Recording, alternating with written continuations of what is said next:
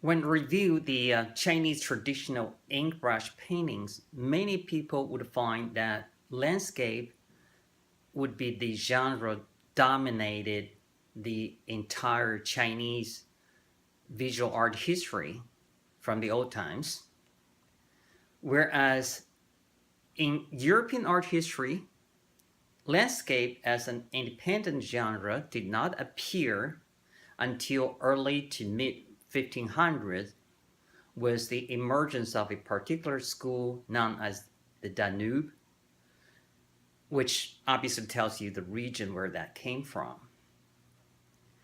The reason in the European art history, landscape had always been reduced to decorate in the minimalized background of portraits was because the artists back then in European societies were no better or that not that much better than the slaves. They pretty much simply had to do whatever their patrons had, told them to do, either to tell the Bible stories and to promote the religious values or to illustrate the divine power of the noble houses and to legitimize their privileged positions. On the contrary, the Chinese social elite slash artists did not have to listen to anyone. They pretty much had fun with the artworks of their own.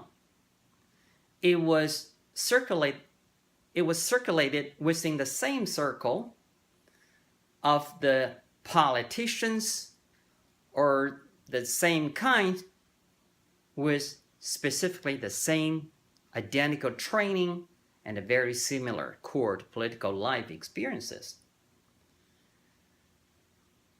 The particular school of art in the Chinese history actually was technically very challenging because they were supposed to master 4 different kinds of skill sets to qualify as a real good artist.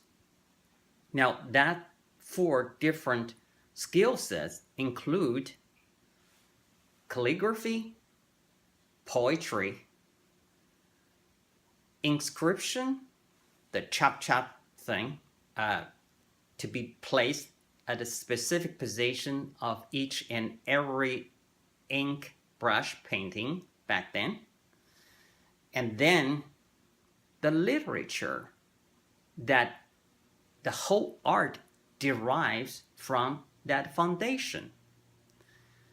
In such traditional Chinese social elite artworks, typically it is not just merely visual art, if you will.